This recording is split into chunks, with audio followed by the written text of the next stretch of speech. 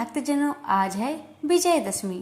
विजयदशमी के शुभ अवसर पर मैं आप सभी को सुनाने जा रही हूँ माँ दुर्गा की कल्याणकारी कथाएं। माता रानी की कृपा आप पर, आपके पूरे परिवार पर सदा बनी रहे।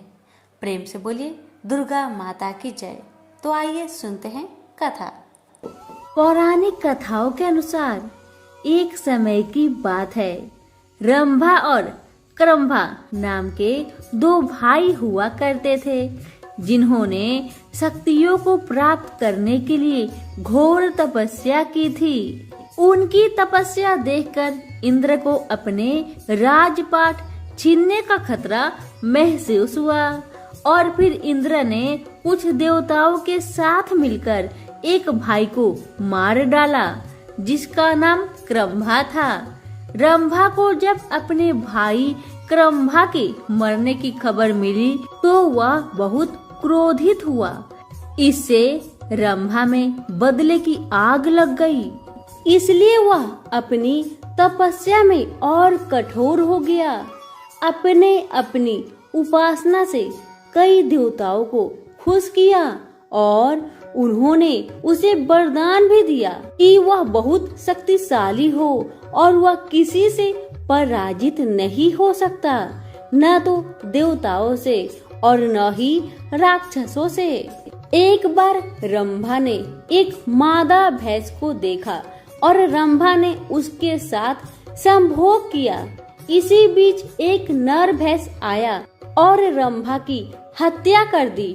दुखद की बात यह थी कि रंभा ने किसी जानवर से सुरक्षित होने का वरदान नहीं लिया था। इस घटना ने मादा भैंस गर्भवती होगी और उसने आग में कूदकर आत्महत्या कर ली।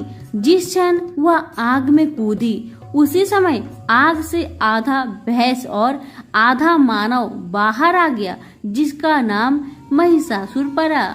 महिषासुर ने देवताओं और दैत्य को पराजित किया। उसने देवलोक पर हमला कर उस पर कब्जा कर लिया और सभी देवताओं को बाहर निकाल दिया। सभी देवता ब्रह्मा जी के पास गए। ब्रह्मा जी ने उन सबको विष्णु जी और शिव जी से मिलवाया। देवताओं ने विनाशकारी महिषासुर द्वारा उनके ऊपर किया गया अत्याचार बताया, जिसे सुनकर त्रिमूर्ति को बहुत क्रोध आया। इसके बाद त्रिमूर्ति की आंखों से ऊर्जा प्रकट हुई, जो एक नारी का रूप बनी। सभी देवता उस शक्ति को देखकर प्रसन्न हुए और सभी ने उस शक्ति को माँ कहकर माना। इस तरह माँ दुर्गा की उत्पत्ति हुई।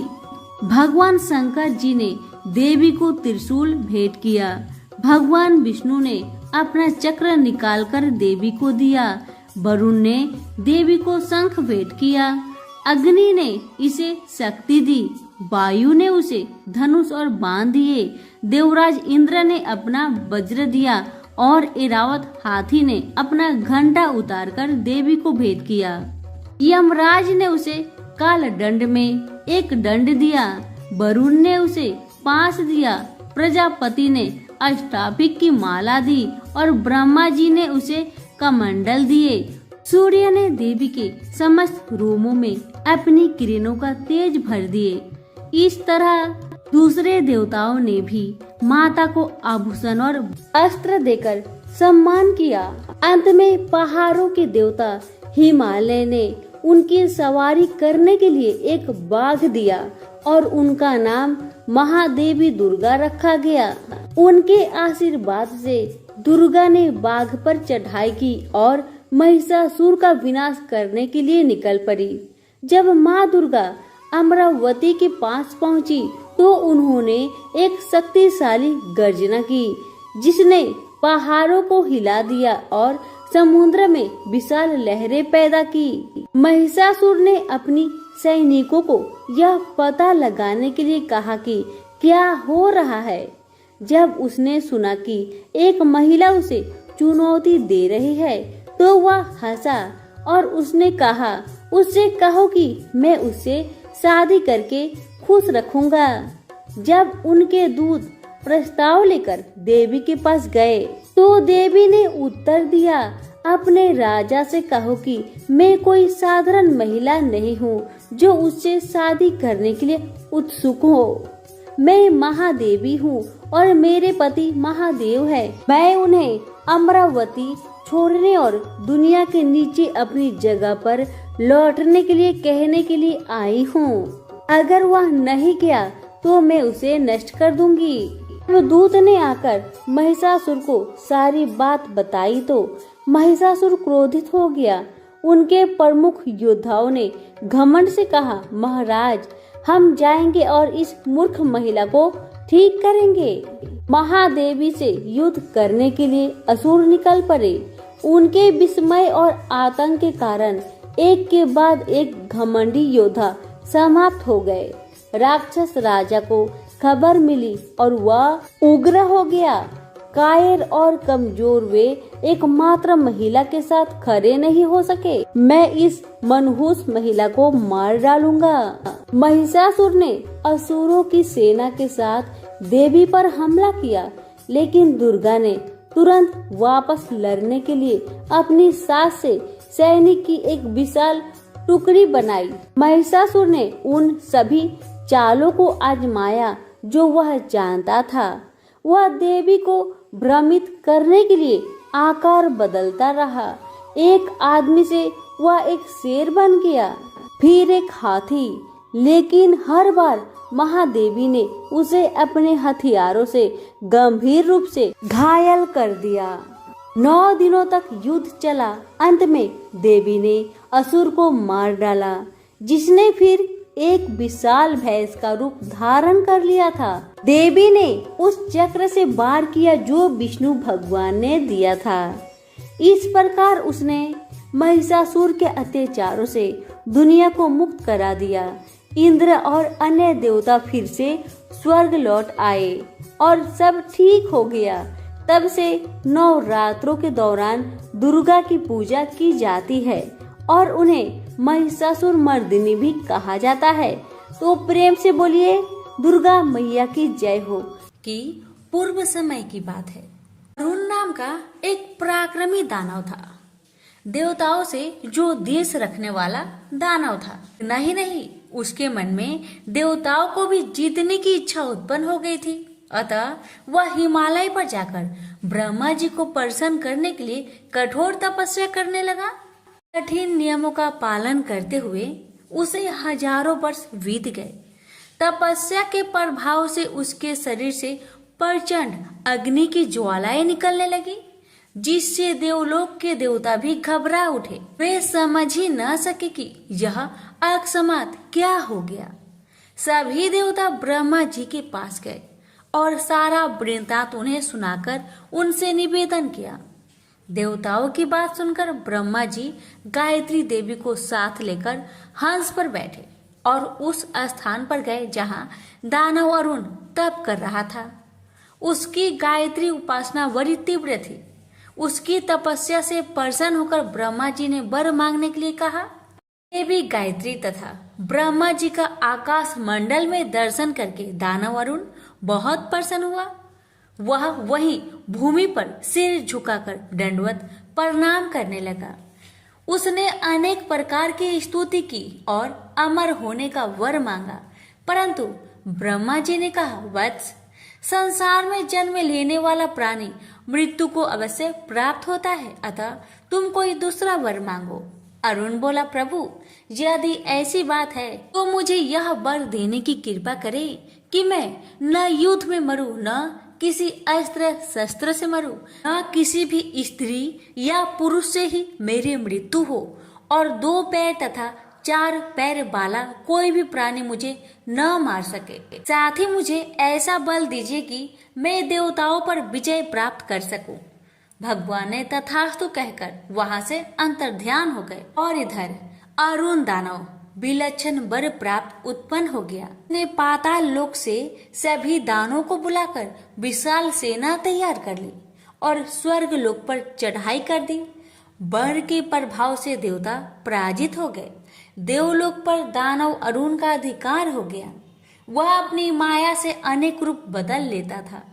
उसने तपस्या के प्रभाव से इंद्र, सूर्य, चंद्रमा, यम, अग्नि आदि देवताओं का पृथक पृथक रूप बनाकर सब पर शासन करने लगा। देवता भागकर असरण शरण आशुतोष भगवान शंकर की शरण में गए और अपना कष्ट उन्हें निवेदित किया। उस समय भगवान शंकर बड़े विचार में पड़ गए। वे सोचने लगे कि ब्रह्मा जी द्वारा विचित्र वरदान से यह दानव अजय सा हो गया है। यह ना तो युद्ध में मर सकता है, न किसी अस्त्र शस्त्र से, न तो इसे कोई 2 पैर वाला मार सकता है, न कोई 4 पैर वाला मार सकता है। यह न स्त्री से मर सकता है और न किसी पुरुष से। वे बड़ी चिंता में पड़ गए और उसके वध का उपाय सोचने लगे।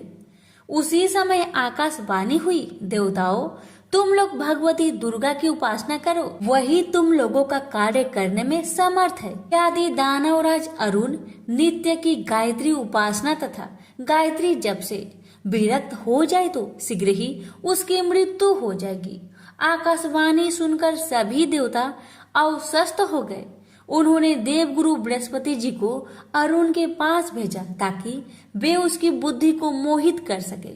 बृहस्पति जी के जाने के बाद देवता भगवती दुर्गा की आराधना करने लगे। इधर भगवती दुर्गा की प्रेरणा तथा बृहस्पति जी के उद्योग से अरुण ने गायत्री जप करना छोड़ दिया।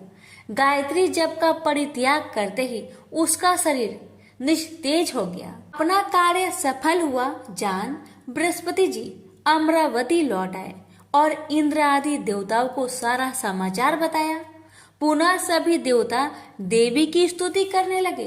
उनकी आराधना से आदि शक्ति भगवती दुर्गा प्रसन्न हो गई और विलक्षण लीला विग्रह धारण कर देवताओं के समक्ष प्रकट हो गई। उनके श्री विग्रह से करोड़ों सूर्य के समान प्रकाश फैल रहा था। असंख्य कामदेवों से भी सुंदर उनका सौंदर्य था। उन्होंने रमणीय वस्त्राभूषण को धारण कर रखा था और वे नाना प्रकार के भंवरों से युक्त पुष्पों की माला से शोभ्यमान थी। वे चारों ओर से असंख्य भ्रमरों से घिरी हुई थे। भ्रमर ही शब्द को गुनगुना रहे थे। उनकी मुट्ठी भंवरों से भरी हुई थी। उन देवी का दर्शन देखकर देवता पुनः स्तुति करते हुए कहने लगे, सृष्टि सृजन और संहार करने वाली भगवती महाविद्ये, आपको नमस्कार है। भगवती दुर्गे, आप ज्योति स्वरूपणी एवं भक्ति से प्राय है। हे दया स्वरूपणी देवी, आपने शुभ निशुभ का दलन किया है। रक्त बीज और वृत्रासुर और धूम्र लोचन आदि राक्षसों को मारकर संसार को विनाश से बचाया है। भ्रमरों से विशिष्ट होने के कारण आपने भ्रामरी नाम से यह लीला विग्रह धारण किया है। हे भ्रामरी देवी, आपके इस लीला रूप को हम नित्य प्रणाम करते हैं।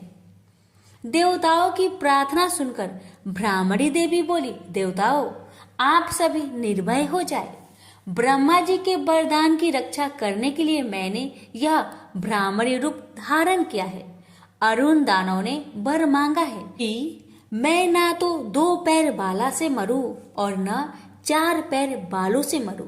मेरा यह भ्रमर रूप 6 पैर वाला है, इसलिए भ्रमर षष्ठपद कहलाता है। उसने वर मांगा है कि मैं न युद्ध में मरूं और न किसी अस्त्र शस्त्र से, इसलिए मेरा यह भ्रमर रूप उससे न तो युद्ध करेगा और न अस्त्र शस्त्र का प्रयोग करेगा। साथ ही उसने मनुष्य देवता आदि किसी से भी न मरने का वर मांगा है।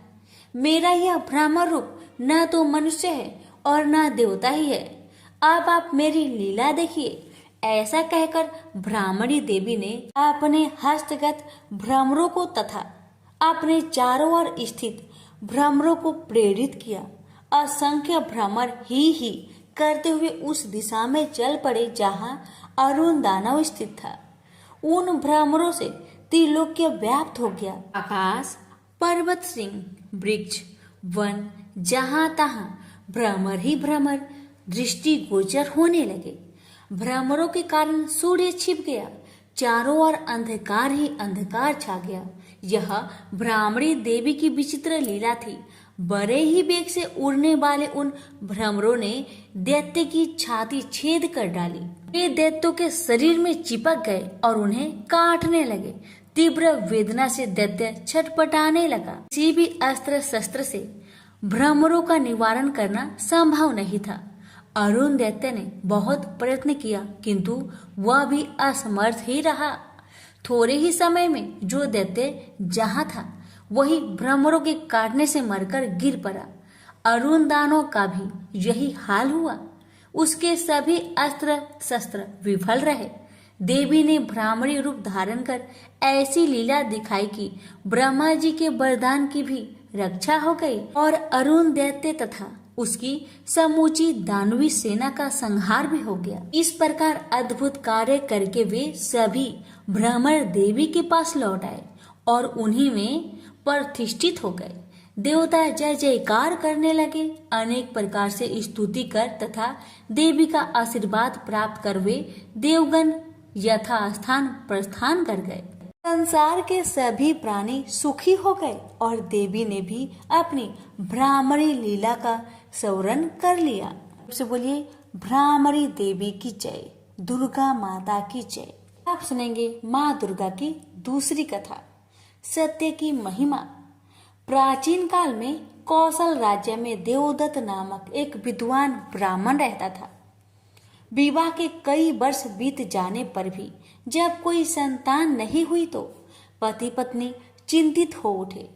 एक दिन ब्राह्मणी ने अपने पति से कहा, स्वामी, आपकी गिनती देश के विद्वानों में की जाती है। आपने अनेक यज्ञ किए और कराए हैं। क्या आप संतान पाने के लिए पुत्र श्रेष्ठ यज्ञ नहीं कर सकते? अपनी पत्नी की बात सुनकर ब्राह्मण बोला, कर क्यों नहीं सकता प्रिय, लेकिन मैंने अपने ज्ञान और वेदता का उपयोग हमेशा दूसरों के हित के लिए किया है। ब्राह्मणी बोली, लेकिन अगर आप अपने ज्ञान का उपयोग अपने हित के लिए करेंगे तो क्या कोई पाप होगा? ब्राह्मण ने उत्तर दिया, नहीं, ऐसी बात नहीं है। अब तक मैं भाग्य के भरोसे बैठे रहा, पर अब मैं पुत्र श्रेष्ठ यज्ञ करूंगा और मुझे विश्वास है कि तुम्हें पुत्र की प्राप्ति जरूर होगी। देवदत्त ने अपनी पत्नी को दिलासा दी। अगले ही दिन उसने ऋषि मुनियों को बुलवाया और तमसा नदी के तट पर पुत्र श्रेष्ठ यज्ञ आरंभ कर दिया। यज्ञ करने वाले ऋषियों में गोभिल ऋषि भी थे। वह जब भी मंत्र पढ़ते थे उनका स्वर भंग हो जाता था। यह देखकर देवदत्त ने कहा, मुनिराज, आप मंत्रों का उच्चारण ठीक ढंग से नहीं कर रहे हैं। मंत्रों का उच्चारण हमेशा शुद्ध करना चाहिए। देवदत्त की बात सुनकर ऋषि गोभिल गुस्से में भड़क कर बोले, मूर्ख ब्राह्मण, तू मुझे मूर्ख समझता है। मैं तुझे श्राप देता हूँ कि तेरे घर में जो पुत्र होगा वह मूर्ख ही पैदा होगा। देवदत्त बोला, क्षमा कीजिए मुनिवर, अपना श्राप वापस ले लीजिए। मेरा मूर्ख पुत्र हो, इससे बड़े दुख की बात मेरे लिए और क्या हो सकता है। देवदत्त, जिस प्रकार धनुष से छोड़े बाण को वापस नहीं लौटाया जा सकता, उसी प्रकार श्राप को भी वापस नहीं लिया जा सकता। लेकिन मैं अपने श्राप में इतना संशोधन किए देता हूँ कि समय आने पर तुम्हारा मूर्ख पुत्र प्रकांड पंडित बन जाएगा। यह कहकर गोभिल ऋषि चले गए। कुछ समय के बाद देवदत्त की पत्नी ने एक पुत्र को जन्म दिया। देवदत्त और उसकी पत्नी की प्रसन्नता की कोई सीमा न रही। देवदत्त ने उसका नाम उत्थय रखा। वह बड़ा हुआ तो उसे पढ़ने के लिए गुरुकुल में भेज दिया गया। गोभिल ऋषि के श्राप से वह एक अक्षर भी नहीं सीख पाया। सारे देश में प्रसिद्ध हो गया कि देवदत्त का बेटा उत्थल्य मूर्ख है। लोग उसके बारे में आश्चर्य प्रकट करते। कितने आश्चर्य की बात है कि देवदत्त जैसे प्रकांड पंडित का बेटा एक अक्षर भी नहीं पढ़ पाया। अरे वह तो जन्मात मूर्ख है, और फिर यह कोई जरूरी तो नहीं कि विद्वान का बेटा विद्वान ही हो। लोग की इन बातों को सुनकर उत्थल्य को बहुत दुख हुआ। से महर्षि गोभिल द्वारा दिए गए श्राप की जानकारी नहीं थी, इसलिए वह सोचने लगा, मैं कितने बड़े विद्वान का पुत्र हूँ, फिर भी मैं अनपढ़ हूँ। मेरे कारण मेरे पिता और माता को लज्जित होना पड़ता है। इसलिए मुझे घर छोड़कर ऐसे स्थान में चले जाना चाहिए जहाँ मुझे कोई पहचानता ना हो। इससे मैं और मेरे माता पिता लोगों की निंदा सुनने से बच जाएंगे। यह सोचकर उत्थत्य एक रात अपने माता पिता को छोड़कर चुपचाप घर से निकलकर घने वनों की ओर चल दिया। गंगा के किनारे पहुंचकर उसने एक कुटी बना ली और वहीं रहने लगा। लेकिन वह पढ़ा लिखा नहीं था, इसलिए ना जप जानता था न पूजा आराधना। उसका समय गंगा के किनारे घूमते फिरते ही बीत जाता था। लेकिन कहते हैं ना कि परिवार के संस्कार बीज रूप में यदि हो तो वह समय आने पर उठ खड़े होते हैं। विद्वान न होने के बाद भी उत्तथ्य का आचरण सत्यमय था। आचरण से ही तो जीवन में उपलब्धि होती है। शास्त्र ज्ञान का परिणाम भी सदाचरण ही होता है, क्योंकि उत्तथ्य हमेशा सच बोलता था। इसलिए लोगों ने उसे सत्यव्रत कहना शुरू कर दिया। यह आसपास के इलाकों में सत्यव्रत के नाम से ही प्रसिद्ध हो गया। एक दिन जब सत्यव्रत अपनी कुटी के सामने एक पत्थर पर बैठा था, उसने एक सुअर को आते देखा। उस सुअर की पीठ में एक बाण घुसा हुआ था, जिससे खून की धारा बह रही थी। सत्यव्रत को उस घायल सुअर पर दया आ गई। उसने उसे अपनी कुटिया के पास ही झाड़ियों में छिपा दिया। शीघ्र ही सत्यव्रत को वहां एक शिकारी भी आता हुआ दिखाई दिया, जिसके बाण से सुअर घायल हुआ था। इससे सत्यव्रत उलझन में पड़ गया कि यदि शिकारी ने उससे पूछ लिया तो उसे सच बता देना पड़ेगा। वह ध्यान मग्न होने का उपक्रम करने लगा और समाधि हो गया। शिकारी उसकी समाधि टूटने की प्रतीक्षा करने लगा। फिर जब सत्यव्रत समाधि से उठा तो शिकारी को अपने पैरों के समीप बैठा पाया। वह कुछ पूछता कि उत्तथ्य ने शिकारी को जीव हत्या न करने का उपदेश दिया। बात शिकारी की समझ में आ गई और वह पुनः जीव हत्या न करने का वचन देकर वहां से चला गया। शिकारी के जाते ही अचानक घायल सुअर से भगवती दुर्गा प्रकट हो गई।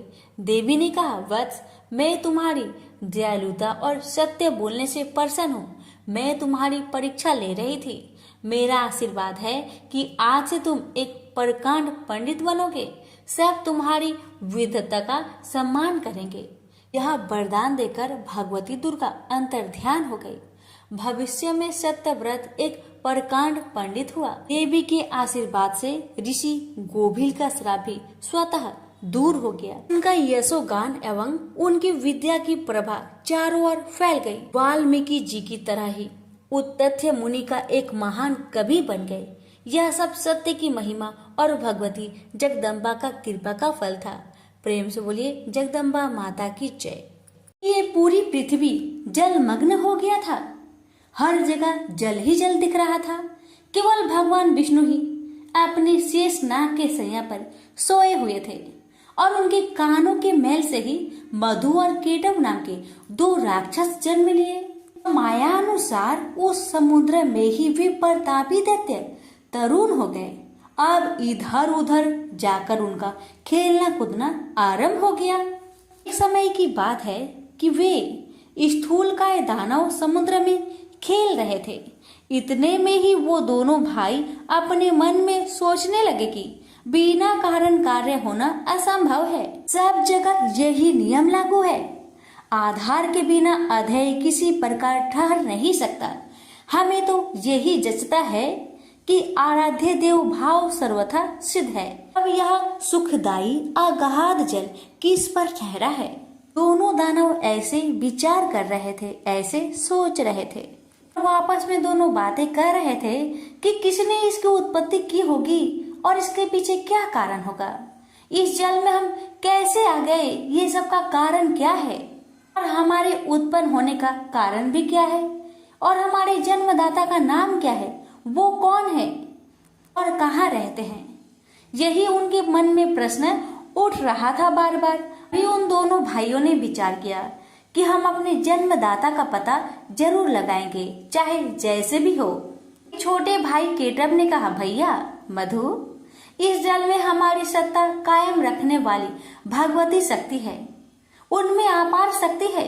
वे शक्ति कभी नष्ट नहीं होती। मेरी समझ से वही इस कार्य का कारण हो सकती है। वही माता ने ही विस्तृत जल की रचना की है और उन्हीं के आधार पर यह जल भी ठहरा हुआ है। वही परम आराध्य शक्ति हमारी उत्पत्ति की कारण है। इस प्रकार वास्तविक रहस्य जानने के लिए मधु और केटव का मन व्यतीत था। अभी उनकी बुद्धि किसी निर्णय तक न पहुंच सकी थी। इतने में ही आकाश में गुजरता हुआ सुंदर बाघबीज सुनाई पड़ी। सुनकर वे दोनों उनका अभ्यास करने में तत्पर हो गए। तब उस बाघबीज की आकृति आकाश में इस प्रकार चमक उठी मानो बिजली कौंध रही हो। फिर तो उन्होंने किया कि यही मंत्र है, इसमें कुछ भी संदेह करने की बात नहीं। ध्यान लगाया तो उसी सगुण मंत्र की झांकी उपलब्ध हुई। अब तो वे उसी मंत्र का ध्यान और जप करने में लग गए। अन्य जल तक छोड़ दिया। मन और इंद्रियों पर उन्होंने विजय प्राप्त कर ली थी। 1000 वर्ष तक उन्होंने कठिन तपस्या की। इन दोनों भाइयों की कठिन तपस्या से माँ शक्ति प्रसन्न हो गई। माता ने उन्हें देखा। वह निश्चल रूप से माँ की तपस्या कर रहे थे। उनकी यह तपस्या को देखकर माँ के मन में कृपा ओट प्राप्त हो गई। तभी आकाशवाणी होने लगी, दैत्यो, तुम्हारी तपस्या से मैं प्रसन्न हूँ। तुम अपना इच्छा अनुसार मुझसे वर मांगो, मैं उसे पूर्ण करूंगी। आकाशवाणी सुनकर मधु और केटव ने कहा, देवी, यदि तुम हम पर प्रसन्न हो तो हमें स्वेच्छा से मृत्यु का वर देने की कृपा करो। इसका मतलब ये हुआ कि दैत्यों ने माता से वरदान मांगा कि माता, जब तक हम खुद ना चाहे तब तक हमारी मृत्यु ना हो। दैत्यों की बातें सुनकर माता ने कहा, दैत्यों, मैं तुम्हें वरदान देती हूँ कि जब तक तुम नहीं चाहोगे तब तक तुम्हें कोई मार नहीं सकेगा। यह अटल है। देवता और दानव किसी से भी तुम पराजित नहीं हो सकोगे।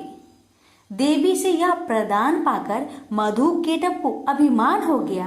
अब तो वो समुद्र में ही जलचर जीवों के साथ क्रीड़ा करने लगे। कुछ समय के पश्चात एक दिन अनायास ही प्रजापति ब्रह्मा जी पर उनकी दृष्टि पड़ी। ब्रह्मा जी कमल के आसन पर विराजमान थे। मधु और केटव में अपार बल था। ब्रह्मा जी को देखकर उन्हें अपार हर्ष हुआ और उनसे दोनों भाइयों को युद्ध करने की इच्छा हुई।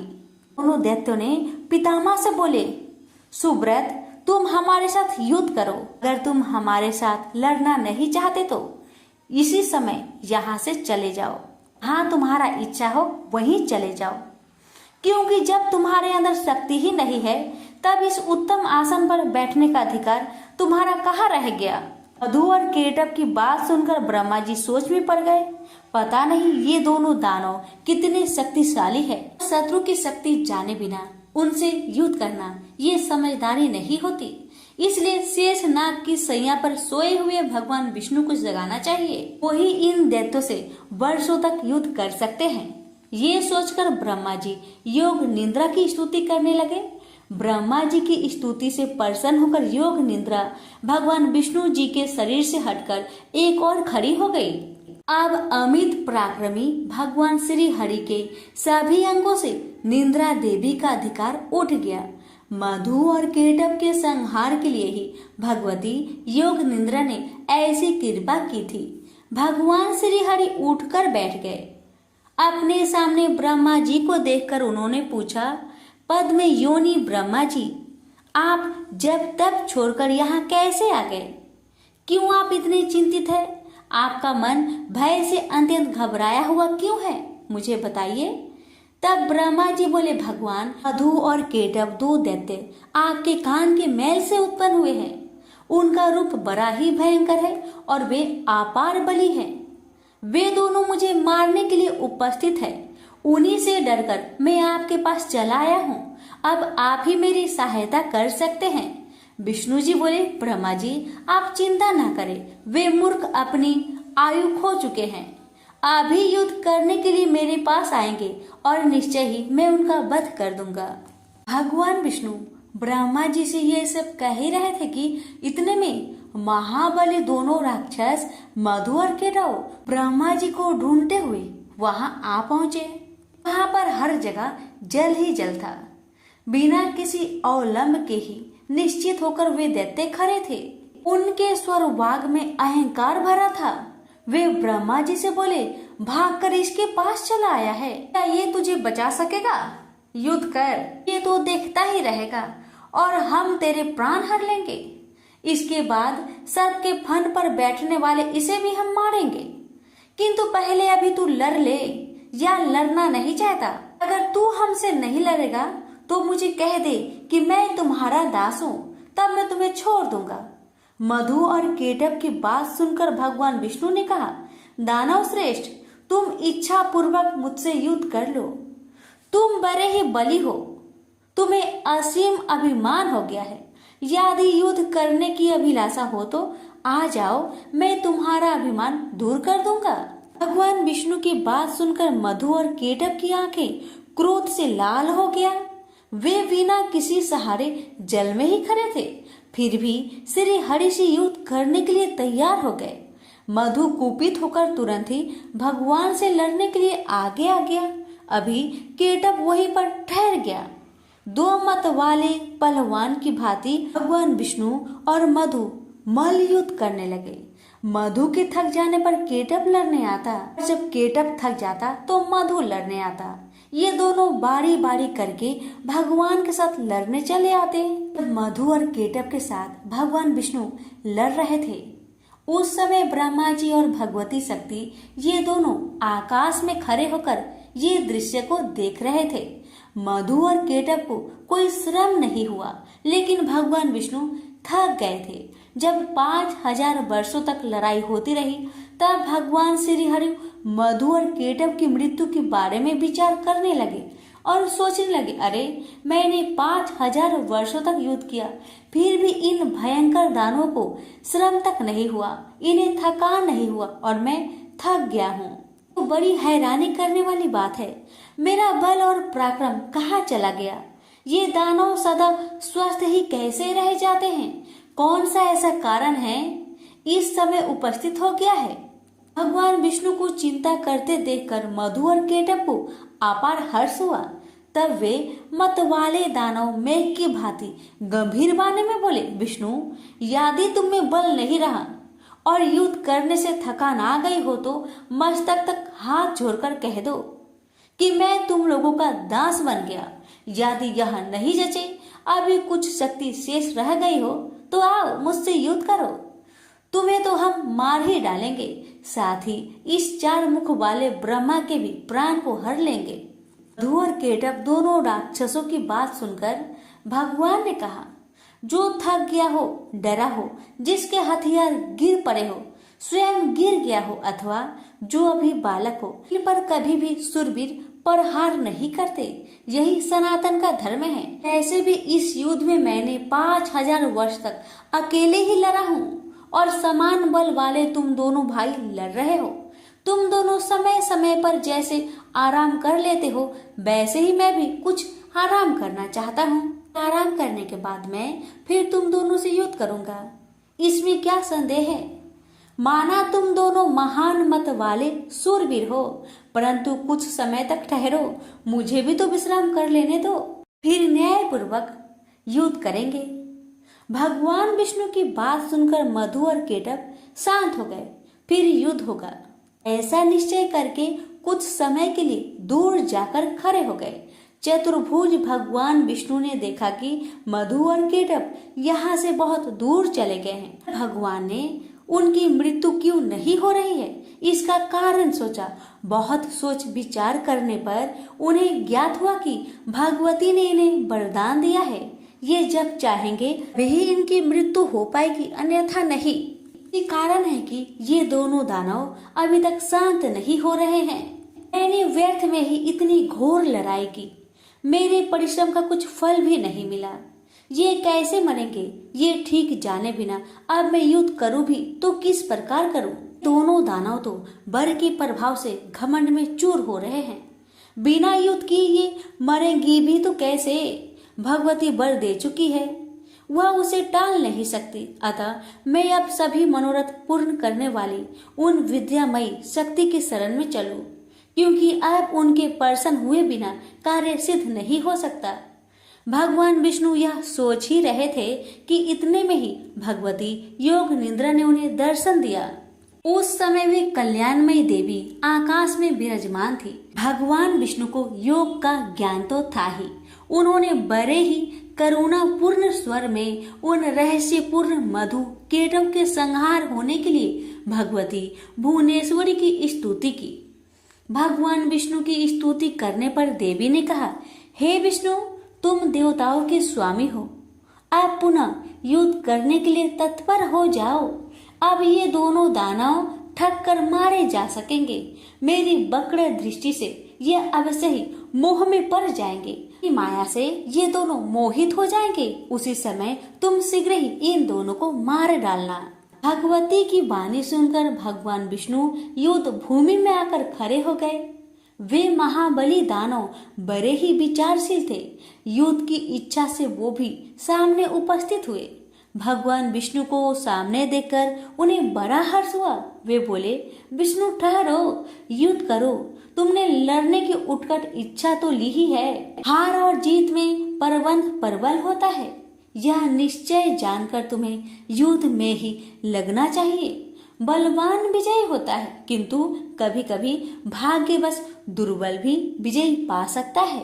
इसलिए महात्मा पुरुष को चाहिए कि किसी भी परिस्थिति में हर्ष और शोक ना करे। मैं सदा से दानव का शत्रु हूँ। प्राचीन समय में बहुत से दैत्य मुझसे पराजित हुए हैं। यह जानकर हर्ष और इस समय इन मधु केटव से मैं हार गया, ये शोक करना तुम्हारे लिए अनुचित है। यह कहकर मधु केटव युद्ध के लिए डट गए। उन्हें देखकर विष्णु ने बड़े ही विचित्र ढंग से घुसा मारा। बलाभिमानी उन दैत्य ने भी विष्णु को घुसा से चोट पहुंचाई। ऐसा परस्पर घोर युद्ध होने लगा। लड़ते हुए उन अपार बलशाली दानव को देखकर श्री हरि ने कतार भाव से भगवती की ओर देखा। उन्हें देखकर भगवती ने अट्टहास किया। उनकी आंखें लाल हो गई थी। साथ ही उन्होंने कामदेव की बाणों की तुलना करने वाले अपने कटाक्ष भरे नेत्रों से उन दैत्यों को आहत कर दिया। भगवती मुस्कुराई हुई तिरछी नजरों से उनकी ओर देख रही थी। उनके उस अवलोकन में प्रेम और मोह भरा था। फिर तो भगवती की तिरछी चितवन को देखकर दुरात्मा मधु और केटव तुरंत मोहित हो गए। मदन शुरू में उनका मन व्यतीत हो उठा। वे देवी की ओर देखते ही रह गए। भगवान विष्णु काम साधने में सतर्क तो थे ही। वे देवी के अभिप्राय को देखकर समझ गए कि अब दैत्य मोहित हो चुके हैं। फिर तो हंसकर मेघ की भांति गंभीर वाणी में उन्होंने कहा, वीरो, तुम्हें जो इच्छा हो वर मांग लो। मैं तुम्हारे युद्ध कौशल से अत्यंत प्रसन्न होकर अवश्य वर देने को तैयार हूँ। प्राचीन समय में युद्ध करने वाले बहुतेरे दानव मेरे सामने आए, किंतु मैंने तुम्हारे समान ना तो किसी को देखा है और ना ही सुना है। तुम बड़े ही अनुपम बलवान हो, अतएव मैं तुमसे बहुत प्रसन्न हूँ। तुम दोनों भाइयों की अभिलाषा में अवश्य पूर्ण करूंगा। उस समय मधु केटव काम से आतुर थे। उन्हें अपने बल का अभिमान तो था ही। उनकी आंखें कमल के समान थी। जगत को आह्लादित करने वाली भगवती महामाया सामने विराजमान थी। भगवान विष्णु की बात सुनकर भी दानव की आंखें देवी की ओर लगी रही। उन्होंने कहा, विष्णु, हम मांगने नहीं आए हैं। तुम हमें क्या दे सकोगे? हम ही तुम्हें देने को तैयार है। तुम चाहो सो मुझसे मांग लो। हम भी तुम्हारे युद्ध से बहुत प्रसन्न हैं। मधु केटव की बात सुनकर भगवान विष्णु ने कहा, यदि तुम लोग अब मुझ पर प्रसन्न हो और मुझे वर देना चाहते हो तो बस तुम दोनों मेरे हाथ से मौत स्वीकार कर लो। भगवान विष्णु की बात सुनकर मधु केटव महान आश्चर्य में पड़ गए। वे हमें ठग गए मानकर खड़े रहे। उनके मुख पर शोक की घटा घिर आई। सर्वत्र जल जल भरा हुआ था। कहीं भी प्राकृतिक भूमि दिखाई नहीं दे रही थी। यही मन में विचार करके वे दोनों राक्षस बोले, विष्णु, हे जनार्दन, तुम देवताओं के स्वामी हो। तुमने भी पहले वर देने की बात कही थी। तुम कभी झूठ नहीं बोलते, अतः हमारा भी अभिलाषा वर लो। हमारा वर यही है कि जल शून्य विस्तार वाले स्थान पर हमारा वध करो। हमने तुमसे मौत स्वीकार कर ली है, किंतु तुम भी वचन का पालन करना। भगवान विष्णु ने सुदर्शन चक्र को याद किया, साथ ही वे हंसकर बोले, महाभाग, जल शून्य विस्तृत स्थान पर ही तुम्हें मार रहा हूँ। यह कहकर विष्णु ने अपनी विशाल जांघें फैलाकर जल पर ही जल रहित मधु केटव को दिखा दिया। साथ ही साथ कहा, इस स्थान पर जल नहीं है, अब तुम अपना मस्तक हमें दे दो। आज मैं सत्यवादी रहूंगा और तुम भी। भगवान विष्णु का यह कथन सुनकर उनकी सत्यता पर वे विचार करते रहे। तत्पश्चात अपने 4000 कोस वाले विशाल शरीर को उन्होंने स्वयं मृत्यु के मुख में डाल दिया। उस समय भगवान विष्णु ने अपनी जांघें सटा ली। यह देखकर मधु केटव को बड़ा आश्चर्य हुआ। उन विचित्र जांघों पर मस्तक रखने के लिए भगवान ने दैत्य से कहा। उन्होंने मस्तक रख दिया। तब भगवान ने उनके मस्तक को चक्र से काट डाला। तदंतर मधु और केटव के प्राण पेखरू उड़ गए। उस समय सारा समुद्र उन दैत्य के रक्त और मज्जा से व्याप्त हो गया। प्रेम से बोलिए विष्णु भगवान की जय। एक समय की बात है कि संसार में प्रलय आ गई थी। चारों ओर पानी ही पानी नजर आता था। उस समय भगवान विष्णु की नाभि से कमल की उत्पत्ति हुई। उस कमल से ब्रह्मा जी की उत्पत्ति हुई। इसके अतिरिक्त भगवान विष्णु के कानों से कुछ मैल निकला था। उस मैल से मधु और केटव नाम के 2 राक्षस बने। मधु और केटव ने जब चारों ओर देखा तो उन्हें ब्रह्मा जी के अतिरिक्त कुछ भी दिखाई नहीं दिया। वे ब्रह्मा जी को देखकर उन्हें अपना भोजन बनाने के लिए दौड़े। तब ब्रह्मा जी ने भयभीत होकर भगवान विष्णु की स्तुति की। ब्रह्मा जी की स्तुति से विष्णु भगवान की नींद खुल गई और उनकी आंखों में निवास करने वाली महामाया लोप हो गई। भगवान विष्णु के जागते ही मधु और केटव उनसे युद्ध करने लगे। कहते हैं कि यह युद्ध 5000 वर्ष तक चलता रहा। अंत में महामाया ने महाकाली का रूप धारण कर इन दोनों राक्षसों की बुद्धि को बदल दिया।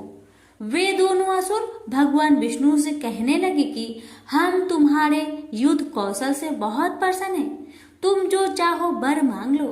भगवान विष्णु ने कहा कि यदि तुम कुछ देना चाहते हो तो यह वर दो कि दैत्यों का नाश हो। उन्होंने तथास्तु कह दिया। इस प्रकार महाबली दोनों दैत्यों का नाश हो गया। प्रेम से बोलिए महाकाली की जय हो। अब आप सुनेंगे दूसरी कथा और ये कथा है महालक्ष्मी की। प्राचीन काल में महिषासुर नाम का एक दैत्य था। उसने समस्त राजाओं को हराकर पृथ्वी और पाताल पर अधिकार कर लिया। स्वर्ग पर अधिकार करने के लिए उसने देवताओं पर चढ़ाई कर दी। देवताओं ने अपनी रक्षा के लिए भगवान विष्णु और भगवान शंकर की स्तुति की। उनकी स्तुति से भगवान शंकर और भगवान विष्णु प्रसन्न हुए। उनके शरीर से एक तेज पुंज निकला जिसने महालक्ष्मी का रूप धारण कर लिया। इन्हें महालक्ष्मी ने महिषासुर दैत्य को युद्ध में परास्त कर देवताओं के कष्टों को दूर किया। प्रेम से बोलिए महालक्ष्मी माता की जय। अब सुनिए तीसरी कथा और ये कथा है चामुंडा की। एक समय की बात है कि शुभ और निशुभ नामक 2 राक्षस इस संसार में पैदा हुए। वे इतने बलशाली थे कि पृथ्वी एवं पाताल के सब राजा उनसे हार गए। अब उन्होंने स्वर्ग पर चढ़ाई कर दी। देवताओं ने भगवान विष्णु की स्तुति की। उनकी स्तुति करने पर विष्णु जी के शरीर से एक ज्योति प्रकट हुई जो चामुंडा थी। वह बहुत ही रूपवान थी। उनके रूप पर मुग्ध होकर शुभ निशुभ ने सुग्रीव नाम का दूत देवी के पास भेजा कि वह हम दोनों में से किसी एक के साथ विवाह कर ले। उस दूत को देवी ने यह कहकर वापस भेज दिया कि जो मुझे युद्ध में परास्त करेगा मैं उसी के साथ विवाह करूंगी। दूत के मुंह से यह समाचार सुनकर उन दोनों ने पहले युद्ध के लिए अपने सेनापति धूम्राक्ष को आक्रमण के लिए भेजा। धूम्राक्ष सेना सहित मारा गया। इसके बाद चंड मुंड लड़ने आए चंद्रमुंड भी देवी द्वारा मारे गए। अब रक्त बीज लड़ने आया। उसके शरीर से रक्त की एक बूंद जमीन पर गिरने से एक वीर पैदा हो जाता था। इस पर देवी ने रक्त बीज के शरीर से निकले खून को अपने खप्पर में लेकर पी लिया। इस प्रकार रक्त बीज मारा गया। अंत में शुभ निशुभ लड़ने आए और देवी के हाथों से मारे गए। सभी देवता दैत्यों की मृत्यु से बहुत खुश हुए। प्रेम से बोलिए चामुंडा माता की जय। सुनिए चौथी कथा, ये है योग माया की। जब कंस ने वासुदेव देवकी के 6 पुत्रों का वध कर दिया तो 7वें गर्भ के रूप में शेषनाग के अवतार बलराम जी आए, जो रोहिणी के गर्भ में स्थानांतरित होकर प्रकट हुए। तब 8वें गर्भ में श्री कृष्ण भगवान प्रकट हुए। उसी समय गोकुल में यशोदा जी के गर्भ से योग माया का जन्म हुआ। वासुदेव जी कृष्ण को गोकुल छोड़ आए और बदले में योग माया को वहां से ले आए। जब कंस ने कन्या रूपी योग माया को पटक कर मारना चाहा तो वह उसके हाथ से छूटकर आकाश में चली गई और देवी का रूप धारण कर लिया। आगे चलकर इसी योग माया ने कृष्ण के हाथों योग विद्या और महाविद्या बनकर कंस, चाणूर आदि शक्तिशाली असुरों का संहार कराया। प्रेम से बोलिए योग माया की जय। अब सुनेंगे 5वीं कथा रक्त दांतिका की। एक बार वृपचित नाम के असुर ने बहुत से कुकर्म करके पृथ्वी वासियों और देवलोक में देवताओं का जीवन दूभर कर दिया। देवताओं और पृथ्वी वासियों की प्रार्थना पर दुर्गा देवी ने रक्त दांतिका नाम से अवतार लिया। देवी ने वृपचिति आदि असुर का रक्तपान करके मान मर्दन कर डाला। देवी के रक्तपान करने के कारण इसका नाम रक्त दांतिका पड़ा।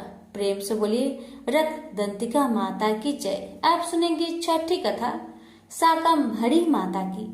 एक समय की बात है कि पृथ्वी पर सूखा पड़ गया। 100 वर्ष तक वर्षा नहीं हुई।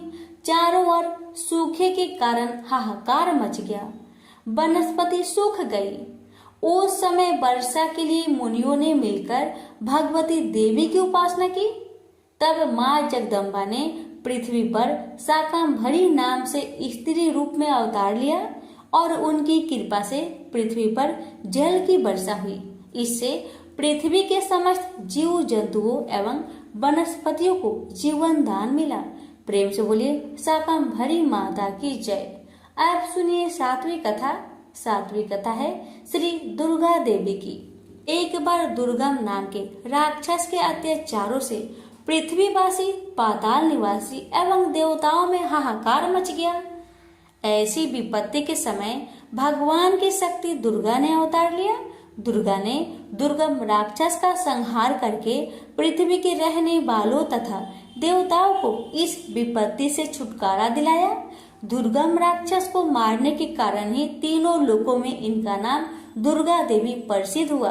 प्रेम से बोलिए दुर्गा देवी की जय हो। सुनिए 8वीं कथा ब्राह्मणी माता की। एक बार अरुण नाम के असुर के अत्याचार इतने बढ़ गए कि वह स्वर्ग में रहने वाली देव पत्नियों के अस्तित्व को नष्ट करने की कुचेष्टा करने लगा। अपने अस्तित्व की रक्षा के लिए देव पत्नियों ने भौरों का रूप धारण कर लिया और दुर्गा देवी से अपनी अस्तित्व की रक्षा के लिए प्रार्थना करने लगी। देव पत्नियों को दुखी जानकर उनके उद्धार हेतु दुर्गा ने ब्राह्मणी रूप का धारण कर अरुण असुर का सेना सहित संहार कर डाला। प्रेम से बोलिए ब्राह्मणी माता की जय हो। आप सुनेंगे 9वीं कथा माँ चंडिका की। एक बार की बात है कि पृथ्वी लोक में चंड और मुंड नामक 2 राक्षस पैदा हुए। इन दोनों राक्षसों से पृथ्वी लोक, पाताल लोक और देवलोक पर अपना अधिकार कर लिया। इस पर देवताओं ने दुखी होकर मातृ शक्ति देवी का स्मरण किया। देवताओं की स्तुति से प्रसन्न होकर देवी ने चंड मुंड राक्षसों का विनाश करने के लिए चंडिका रूप में अवतार लिया। प्रेम से बोलिए माँ चंडिका की जय हो। अच्छी लगे तो आगे दूसरों को भी शेयर करें। धन्यवाद।